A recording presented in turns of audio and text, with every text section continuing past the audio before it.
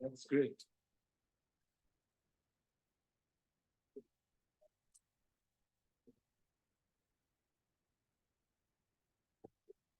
Let's go. चलो यहाँ पे ध्यान देंगे सब। आज हम लोग one of the best chapter करने जा रहे हैं जिसका नाम है नॉन लीनियर प्रोग्रामिंग प्रॉब्लम्स। और बहुत सच बता रहा हूं मैं, तीन चीजें इसमें। Find the relative maximum and minimum, फिर उसके बाद है लैग्रेंज वेरिएबल्स के हिसाब से एंड कंस्ट्रेंट्स के हिसाब से। ये वेरिएबल्स एंड कंस्ट्रेंट्स आपको समझेगा। एंड उसके बाद है लैग्रेंज के बाद उसका दो तीन टाइप है। उसके बाद है खंड टक्कर। कोई कोई उसको खून टक्कर बोलता है, कोई कोई उसको खंड टक्कर बोलता है। जो भी जो बोले, अपने को कोई फर्क नहीं पड़ता, वही है सबका करता धरता। ठीक है, अपने को मार्क्स चाहिए, है ना। So what is that? NLPP, non-linear programming problems. We have to first find the relative maxima and minima.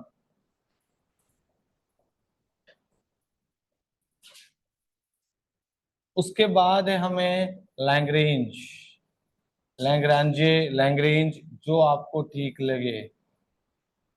And उसके बाद है खंड टक्कर। तीनों क्वेश्चंस आते हैं, सबसे बड़ी बात है तीनों क्वेश्चंस आते हैं। हुआ तो ये नहीं आया, ठीक है, बट सब पढ़ने का। बहुत अच्छा चैप्टर है, आपको हर क्वेश्चन में कहीं ना कहीं मिल जाएगा। लैग्रेंज दो क्वेश्चन आते हैं लैग्रेंज के, ठीक है। सो इट्स बेटर कि ये चैप्टर को बिल्कुल भी हल्के में मत लेना, क्योंकि ये चैप्टर आपको ये सिखाएगा कि क्वेश्चन नंबर 3 अगर अटेम्प्ट कर रहा हूं तो पूरा कर रहा हूं। दो आता है एक नहीं आता है, ये वाला सीन में हम लोग फंसे रहते हैं ना, यार कौन सा करूं, यार केटी वाले सपने आ रहे हैं, क्या करे। तो टाइम पे ये है, समझ गया? Okay, let's go.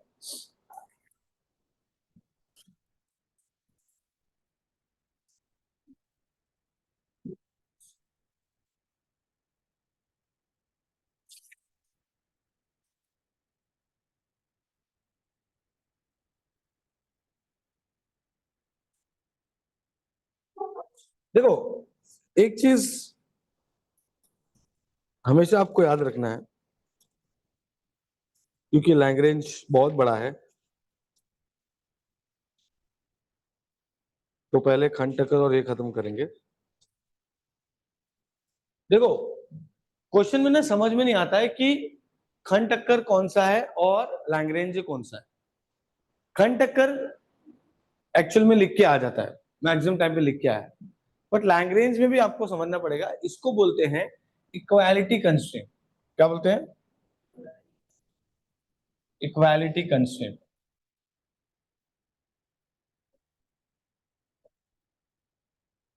और इसको बोलते हैं इनइक्वालिटी कंस्ट्रेंट।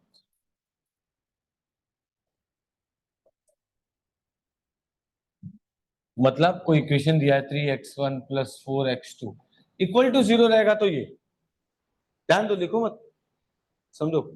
इक्वल टू 0 रहेगा तो ये बराबर इक्वालिटी कंस्ट्रेंट ना। Good morning. अगर मैं बोल रहा हूं कि लेस देन इक्वल टू या ग्रेटर देन इक्वल टू, तो इनइक्वालिटी हो गया ना ये, इसको इनइक्वालिटी बोलते हैं, तो वो खंड टक्कर हो गया। समझ गया? तो अगर नहीं भी दिया उन लोगों ने एग्जाम में तो ज्यादा टेंशन नहीं लेने का, सर ने बताया, ठीक है। ओके,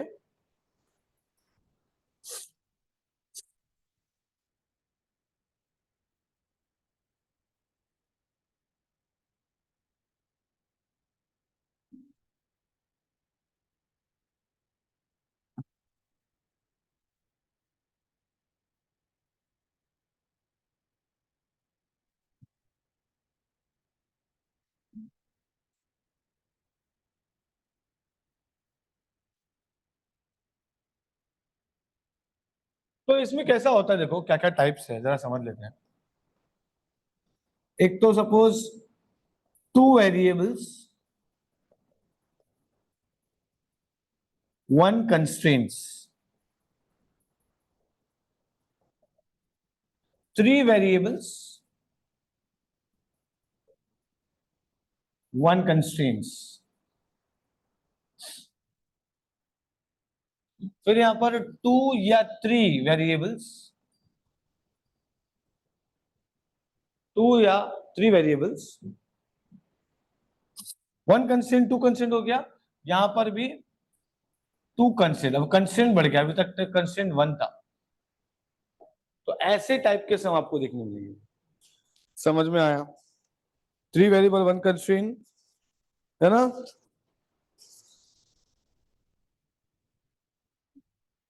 एंड देन उसके बाद 2 या 3 वेरिएबल 2 कंस्ट्रेंट्स।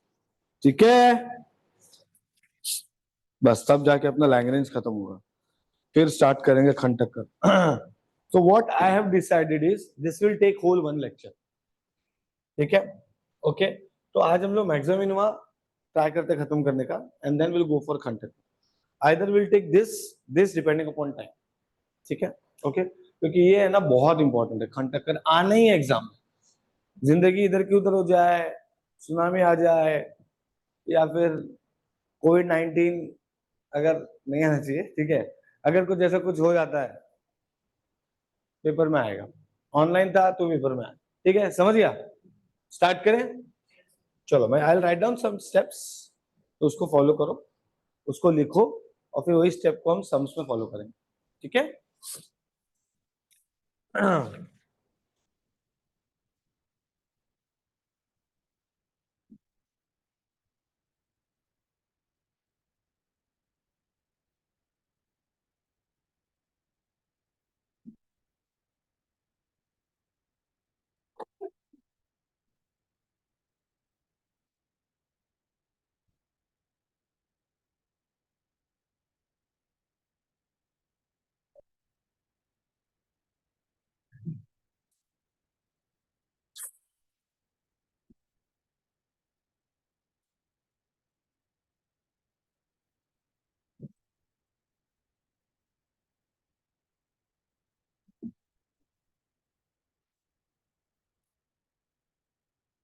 सब टाइप समझ गया ना अपना?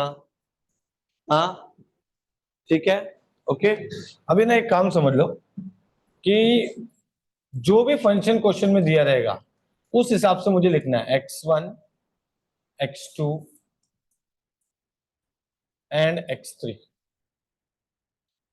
ठीक है, x1, x2 एंड x3 ये मैंने लिख दिया। ठीक है, सबसे पहला स्टेप z को।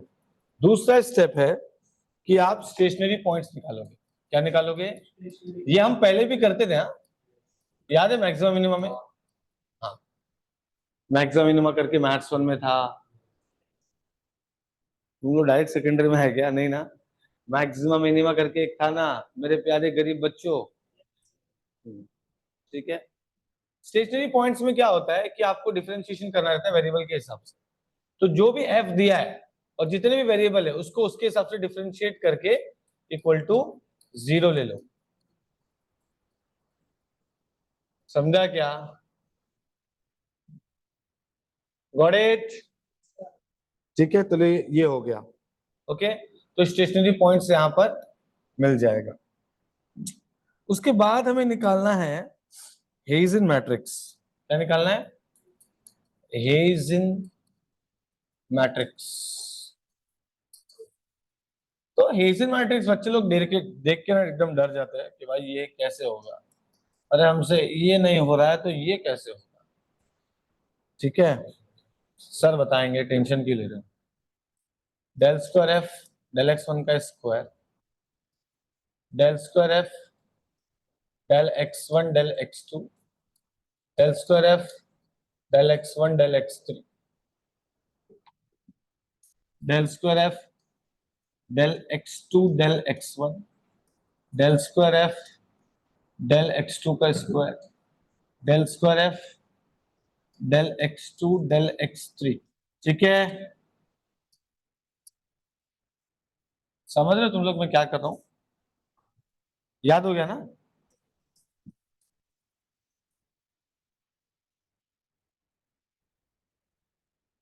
Del square F del x3 del x2 and del square F del x3 का स्क्वायर। सही है? अरे हाँ है ना, पक्का। So relate to maximum minima, Hessian matrix का कैलकुलेशन कुछ ऐसा है। आपको याद होगा बचपन में हम लोग ऐसे लिखते थे, A11 A12 A13, है ना, A21 A22 A23 A31 A32 A33, याद है? तो वन वन का स्क्वायर हो गया, ठीक है। फिर 1213 2122 स्क्वायर हो गया 23 3132 33, समझा? ऐसे याद रखना आपका हेज़न मैट्रिक्स, ठीक है। उसके बाद में लास्ट सबसे इंपॉर्टेंट कंडीशन आ जाता है, दैट इज प्रिंसिपल माइनर्स। तो जो भी इसका आंसर आएगा, सपोज इसका कुछ तो आंसर आया, कुछ तो आ गया, ठीक है। सपोज इधर कुछ तो वैल्यू आ गया है A11 A12, ऐसे लिखता हूं ताकि समझ में आए। A21 A22 A23 A31 A32 A33, सही है। अब सुनो, पहला वाला लेना है, उसके बाद 2 into 2 लेना है,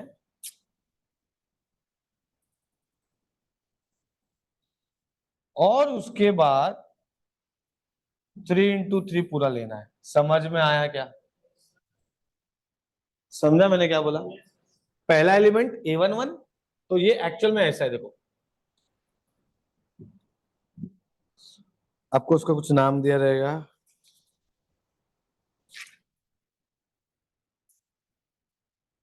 छोड़ो मैं बता रहा हूं। तो सबसे पहले तो A1 देखना है। क्या देखना है? A1। तो A1 हम कैसे देखेंगे? सबसे पहले तो A1 देखना है। A1 होगा सिर्फ A11।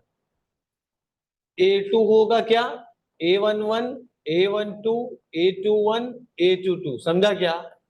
और A3 क्या होगा?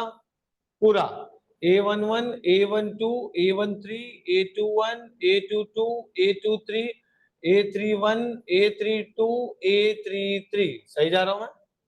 अब समझा? सर ये क्या है, ये क्यों है, हम ऐसा क्यों कर रहे हैं, आप बता नहीं रहे हमें, ठीक है।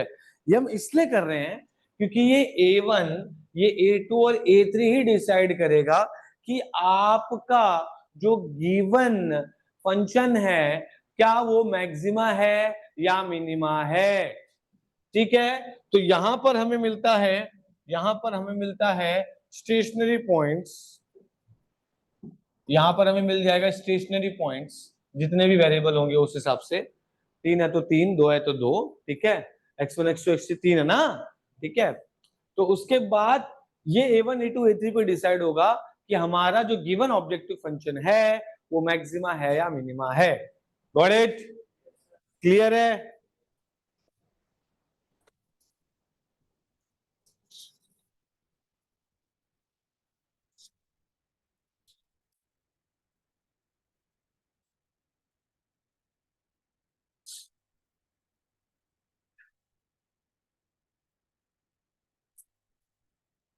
चलो यहाँ पे कंडीशन लिख रहा हूं मैं।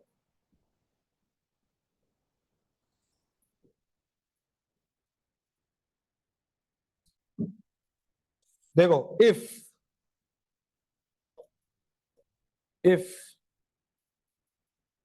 A1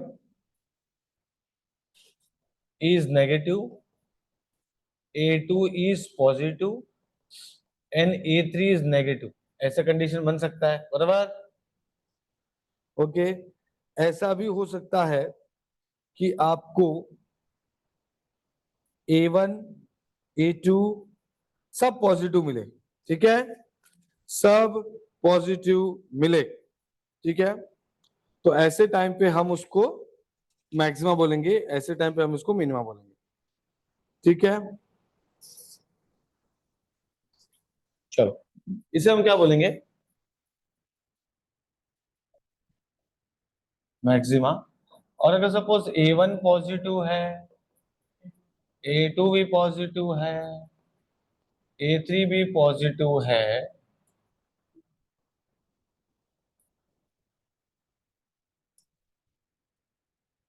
क्या हो जाएगा ये? सब पॉजिटिव है तो मिनिमा। एक्चुअल में क्या रहता है, देखो ये आपको समझाता हूँ मैं। आपने ये देखा है, देखो ये ग्राफ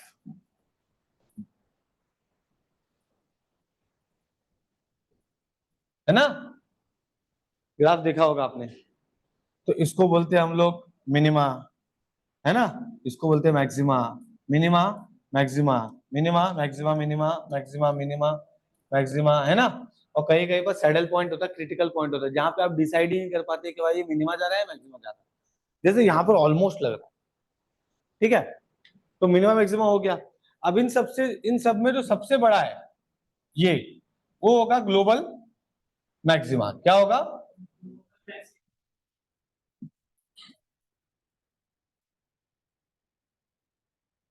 और इन सब में जो सबसे छोटा है शायद ये है, तो इसे हम क्या बोलेंगे? Global minima. है तो बहुत सारे मिनिमा, पर सबसे ज्यादा नीचे ये है, सबसे ज्यादा ऊपर वो है, ऐसा ग्लोबल मैक्सिमम मिनिमा हो गया। बराबर। तो अगर सब सब वैल्यू अगर पॉजिटिव ही रहेंगे तो आप कैसे डिसाइड कर पाएंगे कि ये अप डाउन हो रहा है ना। इसीलिए ये कंडीशन आ जाता है कि भाई अगर ऑल पॉजिटिव है तो हम डिसाइड नहीं कर पा रहे, it goes to minima. And अगर अल्टरनेट है plus minus, it is maxima. ठीक है, चल अब करेंगे हम सम्स।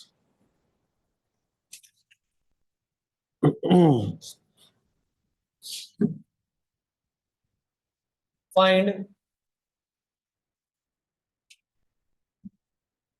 फाइंड आ गया ना?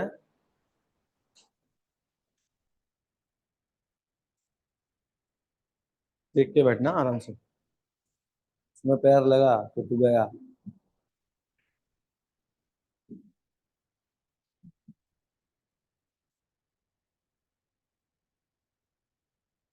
चल, find the relative maxima and minima of the given function x1 का स्क्वायर, x2 का स्क्वायर, x3 का स्क्वायर, -4x1 -8x2 -12x3 +100।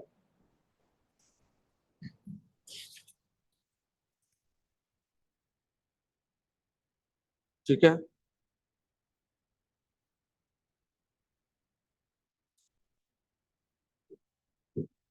तो चलो इधर ध्यान दो, बहुत इजी है। सबसे पहला स्टेप क्या है? इसको फंक्शन का नाम दे दो, बराबर। z लिखोगे और f ऑफ लिखोगे, x1 लिखूंगा और x2 लिखूंगा। देखूंगा x3 है या नहीं, कुछ लिखो मत। देखूंगा x3 है कि नहीं, हाँ है ना, तीसरा वेरिएबल है कि नहीं, तो मैं लिख दूंगा कि भाई ये x3 भी है और ये इक्वेशन है, x1 का स्क्वायर, x2 का स्क्वायर, x3 का स्क्वायर। ठीक है, -4x1 -8x2 -12x3 +100। सही जा रहा हूं मैं? ठीक है, इज दैट क्लियर? उसके बाद उसके बाद z हो गया। उसके बाद दूसरा स्टेप क्या है हमारा? देखो, स्टेशनरी पॉइंट्स, वेरी नाइस। तो स्टेशनरी पॉइंट्स निकालना है मुझे। क्या निकालना है? Stationary points. कैसे करना है? ये फंक्शन को विथ रिस्पेक्ट टू x1 कर लो, इक्वल टू 0 होता है वो, बराबर। दूसरा फंक्शन इक्वल टू क्या होता है? 0 होता है। तीसरा फंक्शन इक्वल टू क्या होता है? 0 होता है। सही जा रहा हूं मैं? कर लो इसको विथ रिस्पेक्ट टू x1, क्या बचेगा ये? 2x1 -4 equal to 0। सही है।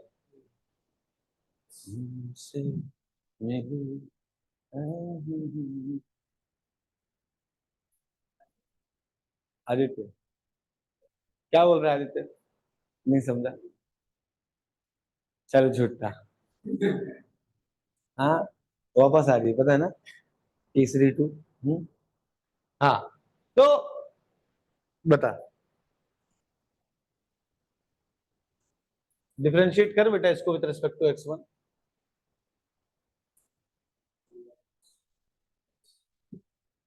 2x with respect to x1 कर रहा है तो तू किसको देखेगा? हाँ, x2 को देखेगा, मतलब बहुत बढ़िया। और अगर तू विथ रिस्पेक्ट टू x2 करेगा तो किसको देखेगा? x1 को।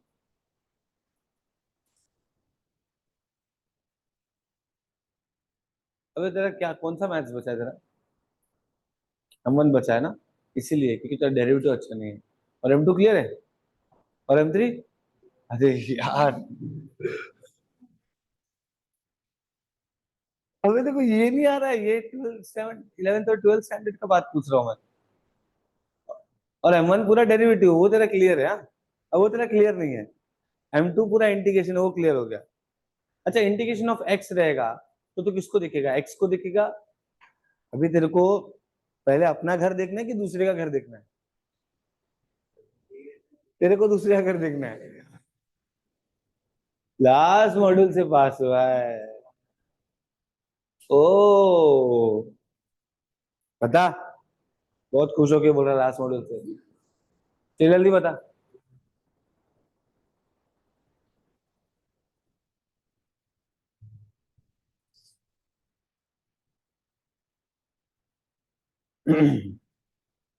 So this is something, when you have a lot of money, you invest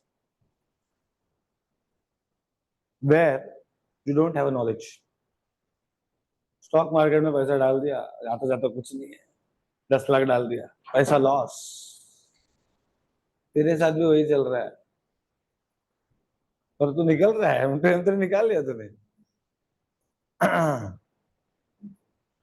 सबसे हार्ड सब्जेक्ट निकाला है भाई, और जो सबसे इजी सब्जेक्ट है वो तुझसे नहीं निकल रहा है। m1, उसके बाद m4, उसके बाद आता है m2 m3, जो आपको समझो। चलो, x1 है तो x1 को देखने का बेटा, पहले अपने घर को संभालने का, फिर दूसरे के घर को, ठीक है? उसके बाद ये, तो अब डिफरेंशिएट करेगा तो x1 स्क्वायर का 2x1 हो गया, और उसके बाद -4। समझा? चल अब ये बता, उसको लगा मैं बच गया। अब विथ रिस्पेक्ट टू x2 बता, तो किसको देखेगा तू? x2 को। हाँ तो बता, 2x2 माइनस,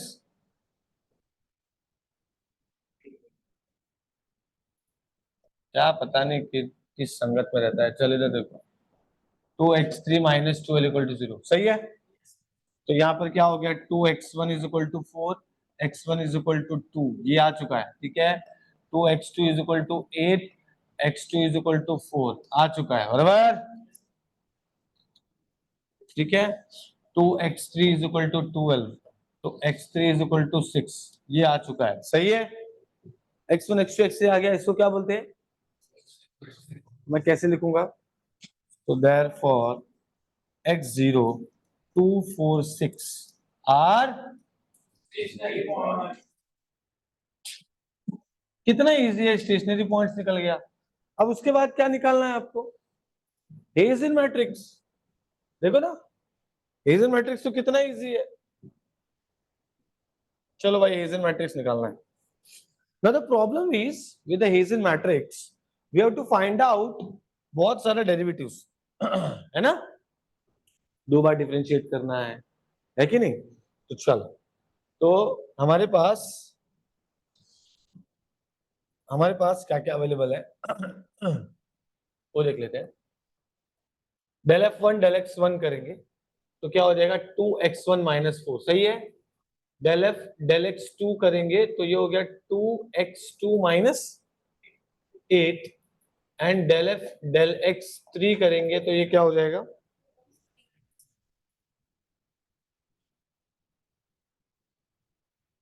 2x3 - 12, सही है? मुझे एक बात बताओ, इसको हेजन मैट्रिक्स के हिसाब से इसको डिफरेंशिएट करना है ना सबको 2-2 बार। हाँ, तो चलो, इसको 2 बार कर देते हैं, तो del square F del x1 का square will be 2, del square F del x2 का square will be 2, del square F del x3 का स्क्वायर इज ऑल्सो 2। सब 2 2 2 आ गया है ना? कोई दिक्कत परेशानी? अब आएगा, देखो यहां पर।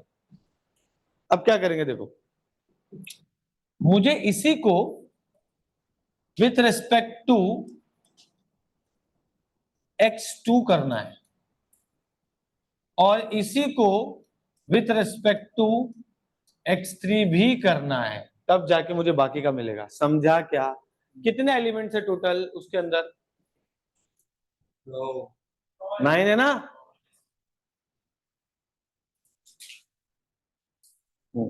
कितने एलिमेंट्स है? 9। तो एक निकल गया, बाकी का निकाल लेते हैं। दूसरा है ना, समझ गया? तो पहले मैंने क्या किया, अब मैं इसको x2 करूंगा तो क्या होगा मुझे बताओ। विथ रिस्पेक्ट टू x2 इसको करूंगा तो क्या होगा? 0 ना? अरे हाँ या ना? विथ रिस्पेक्ट टू x3 इसको करूंगा तो क्या होगा? 0। सेम चीज यहां पे भी करना है कि आपके पास x2 था, उसको विथ रिस्पेक्ट टू x1 करोगे एक बार, और उसी को एक bar with respect to x3 करोगे। समझ गया? हाँ, तो क्या होगा? 0 0। अब इसी को x3 को एक बार x1 से करोगे, बराबर 0 हो जाएगा, और इसी को एक बार x2 से करोगे, क्या हो जाएगा? तो मुझे इतना समझ में आ रहा है, ये सब 0 है, डायगोनल में 2 2 2 है। हेजन मैट्रिक्स बन गया मेरा। चलो भाई, हेजन मैट्रिक्स बन गया मेरा।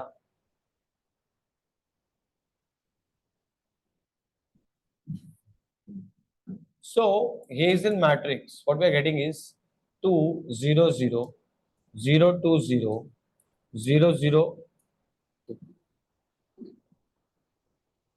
ठीक है, आ गया। अब मेरे को समझ में आ रहा है, जो A1 है वो मेरा 2 है ना? कैसे करते हैं? ऐसा करते हैं, देखो 2 का डिटर्मिनेंट ऐसा करना रहता है, तो इसका डिटर्मिनेंट तो 2 ही रहने वाला है, बराबर। A2 क्या होगा? 2 0 0 2। तो इसका वैल्यू क्या आ जाएगा A2 का? 2 2 जा 4। समझा ना? और फिर A3 अपने को पता है क्या है भाई? 2 0 0 0 2 0 0 0 2। तो क्या हो जाएगा ये? 8।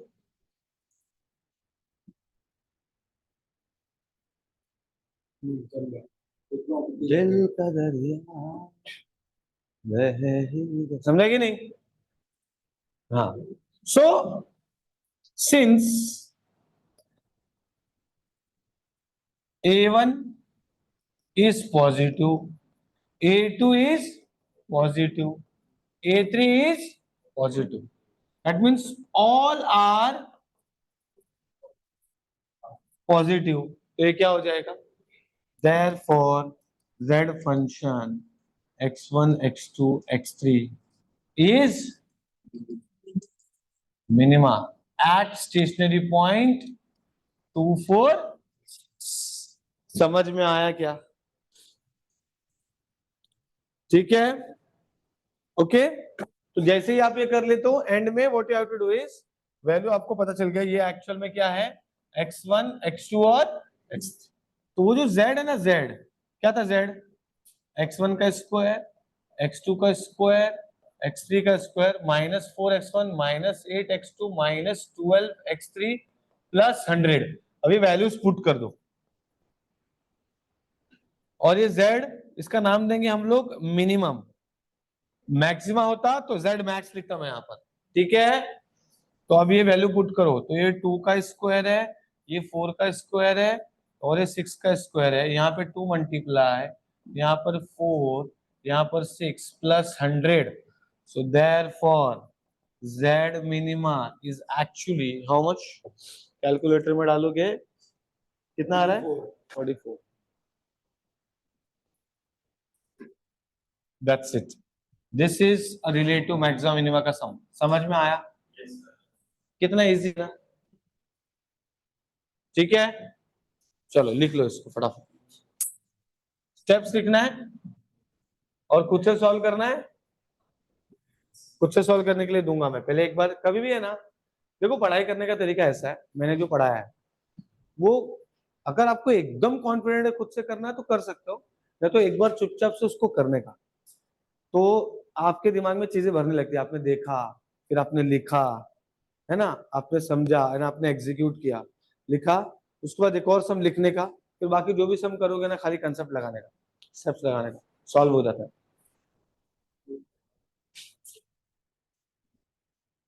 लिख लो चलो।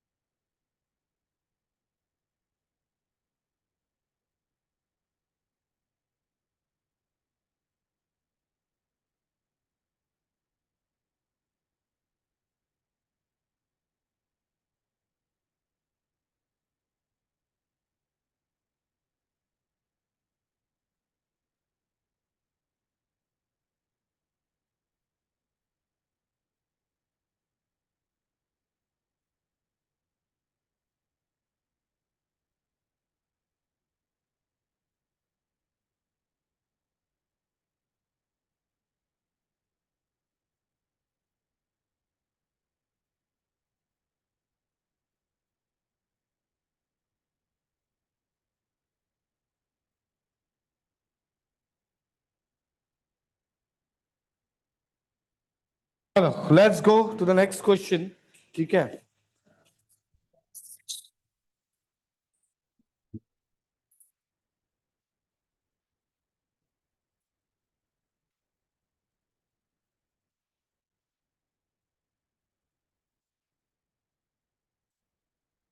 अब सपोज आपको क्वेश्चन कुछ ऐसा दिया है,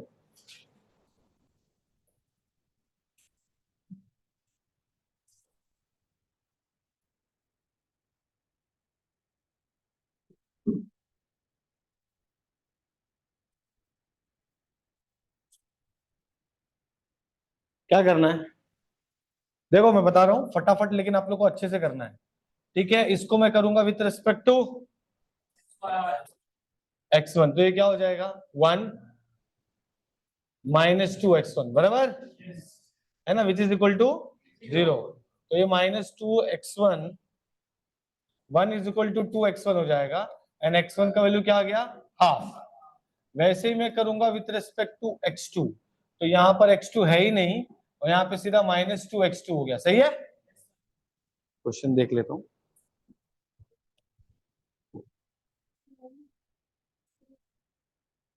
x2 x3, x2 वहां पर है, हाँ यहाँ पर है x2। ठीक है, ओके, हाँ। तो अब ये क्या हो जाएगा, विथ रिस्पेक्ट टू x2 करूंगा तो ये 0 ये 0, यहाँ पर बचेगा x3, और ये हो जाएगा -2x2। सही है, ये भी क्या होता है, 0 होता है। ये भाई इतना लेट क्यों आया? लेट हो। सही है, सही जा रहे हैं तुम लोग। सो 2x2 is equal to x3 हो जाएगा एट द एंड। फिर उसके बाद del f del x3 is equal to क्या करूंगा मैं, विथ रिस्पेक्ट टू x3 करूंगा, तो ये क्या हो जाएगा 2, ये हो जाएगा x2, और यहां पर हो जाएगा -2x3। सही है, विच इज इक्वल टू 0। तो यहां पर क्या हो जाएगा, ये मैं तो बोलता हूं इसको इक्वेशन ही रखो, इसको इक्वेशन रखेंगे हमारे लिए इजी होगा। -2x2 plus x3 equal to 0, और इधर पे होगा x2 -2x3 is equal to, ये वहां चला जाएगा तो -2। तो इन दोनों को इक्वेशन नंबर 1 2 समझ के साइमल्टेनियस सॉल्व कर लेना। समझ गया? जैसे आप इसको साइमल्टेनियस सॉल्व कर लेते हो, उसके बाद का नेक्स्ट स्टेप क्या है कि आपको लिखना है कि इसका स्टेशनरी पॉइंट्स क्या आया, x0 x1 का वैल्यू, x2 का वैल्यू, x3 का वैल्यू, करेक्ट। फिर आप जाओगे हेजन मैट्रिक्स पे। हेजन मैट्रिक्स में आपको इसका डबल डेरिवेटिव पता होना चाहिए, तो इसका डबल डेरिवेटिव क्या होगा, del square F del x1 का स्क्वायर, ये क्या हो जाएगा इसका 0 -2। समझा? तो जैसा मैंने पहले सिखाया है उसी स्टेप से पूरा सॉल्व करो, अभी के अभी ये खत्म करो। चलो, ये दो ही सम काफी है। ठीक है, चलो, तो आपका जगह पे ये खत्म हो जाएगा। जल्दी सब लोगों को करना है।